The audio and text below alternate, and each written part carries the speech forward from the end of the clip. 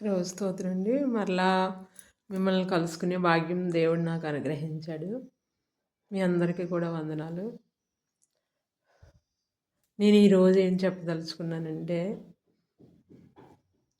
దేవుని పేరు పెట్టుకుని ఉంటారు. వారు కులం మేము క్రైస్తవులు అని చెప్పుకోవడానికి అస్సలు ఇష్టపడరండి బాబు. మేము కన్వర్ట్ అయ్యామండి. ఇదే ఈ క్యాస్ట్ నుండి వచ్చామండి, ఆ క్యాస్ట్ నుండి వచ్చామండి ఫస్ట్ అది చెప్తారు.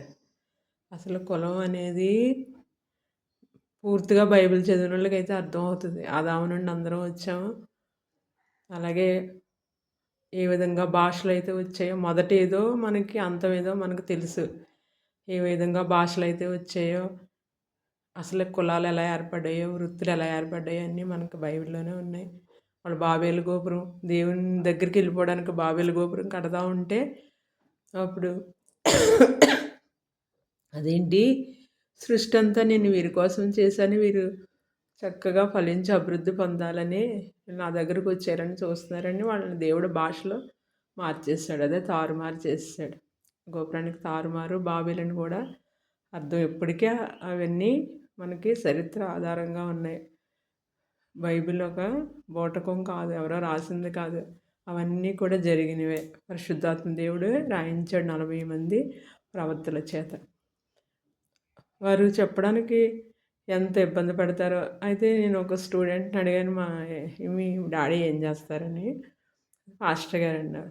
అప్పుడు నేను ఒకరోజు నేను ఆఫీస్లో ఉన్నప్పుడు ఫీజు కట్టడానికి వచ్చారు.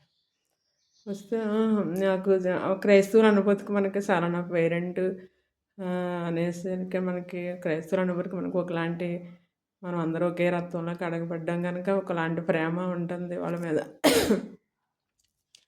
అయితే మీ క్రిస్టియన్స్ కదా, ఆవిడ బొట్టు అన్నీ పెట్టుకుంది.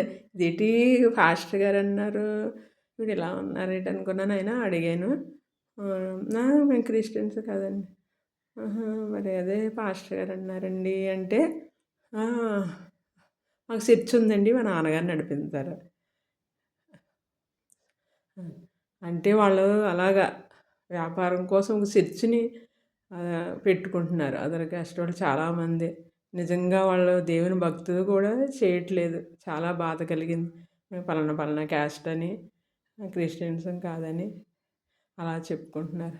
అలాగే చాలామంది వాళ్ళు ఇలాగా దేవుని క్రైస్తవుల అనుభూతికి వేరే క్యాస్ట్ గురించి చెప్తారు. క్యాస్ట్ అలా ఏమీ లేదు. అదంతా అందరం ఒకే మనిషిని ఆదాము నుండి వచ్చాము. భాషలన్నీ దేవుడే తారుమారు చేసి అప్పుడే మనకి